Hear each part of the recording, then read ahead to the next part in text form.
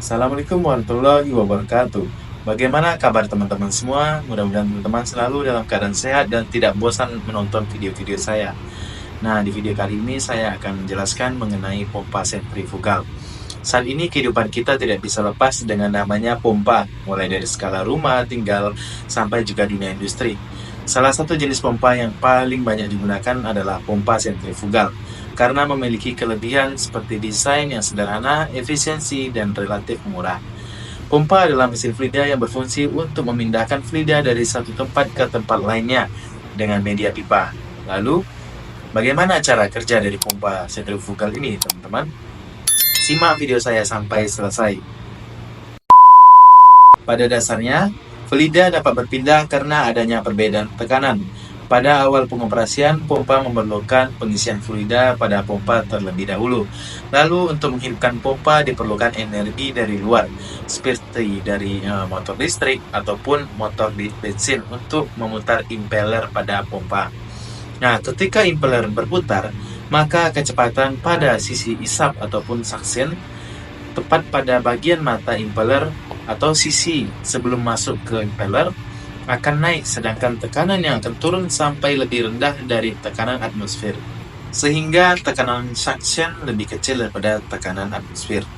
Oleh karena itu, fluida akan terhisap dan masuk ke sisi hisap. Pada pipa sisi isap, yang perlu untuk diperhatikan adalah seringnya terjadi kavitasi. Kavitasi adalah kondisi munculnya gelembung uap air karena turunnya tekanan fluida lebih rendah daripada tekanan jenuhnya atau tekanan titik didih. Sehingga jika kavitasi dibiarkan saja, maka akan mengikis bagian-bagian pipa dan juga impeller. Untuk tanda terjadi kavitasi adalah dengan munculnya suara gesekan yang cukup keras pada pompa tersebut. Nah, ketika fluida masuk ke dalam impeller, fluida akan melalui sela-sela impeller. Disitulah fluida mendapat energi dari dorongan impeller tersebut. Karena gaya sentrifugal, fluida keluar dari impeller dengan kecepatan dan tekanan yang tinggi. Gaya sentrifugal sendiri bisa kita analogikan seperti sebuah tali yang ujungnya kita pasangkan ember. Lalu kita putar-putar talinya, dan ketika tali tersebut putus, maka bola akan terlempar keluar. Hal itu juga yang terjadi pada fluida yang ada di dalam impeller. Sebelum fluida benar-benar keluar ke sisi discharge, energi kecepatan keluarnya dari impeller diubah menjadi energi tekanan dengan cara melewatkan pada volute yang mana penampangnya lebih besar, sehingga tekanan menjadi lebih besar. Karena naiknya tekanan tersebut, maka fluida mampu untuk terdorong keluar. Namun, beberapa ketinggian fluida yang dapat dicapai tergantung dari daya pompa dan juga instalasi perpipaannya. Adapun bagian-bagian dari pompa sentrifugal bisa teman-teman lihat pada gambar. Nah, bagian yang pertama adalah impeller. Bagian yang berputar dan memiliki bentuk seperti baling-baling. Impeller ini bertanggung jawab untuk menghasilkan gaya sentrifugal yang mendorong fluida keluar dari pompa. Bentuk dan desain impeller dapat bervariasi tergantung pada aplikasi pompa. Bagian yang kedua adalah casing. Bagian yang mengelilingi impeller dan berfungsi untuk menampung fluida. Casing juga membantu mengarahkan aliran fluida. Casing biasanya terbuat dari logam seperti besi cor, baja tahan karat, ataupun aluminium. Bagian yang ketiga adalah volute. Bagian yang berbentuk spiral dan terletak di outlet pompa. Volute membantu mengubah energi kinetik menjadi energi tekan. Volute biasanya terbuat dari logam seperti besi cor, baja tahan karat, dan juga aluminium. Bagian keempat adalah diffuser. Bagian yang terletak di outlet pompa dan berfungsi untuk memperlambat aliran fluida dan meningkatkan tekanan fluida. Diffuser biasanya terbuat dari logam seperti baja cor, baja tahan karat, dan juga plastik. Bagian yang kelima adalah shaft. Shaft yang berfungsi untuk menghubungkan impeller dengan motor atau penggerak lainnya. Shaft ini memutar impeller dan memungkinkan fluida untuk bergerak melalui pompa. Shaft biasanya terbuat dari logam seperti baja tahan karat atau paduan nikel. Bagian yang keenam adalah seal. Bagian yang mencegah kebocoran fluida dari pompa. Seal biasanya terbuat dari karet, elastomer, atau bahan lainnya yang tahan terhadap fluida yang di dalam pompa.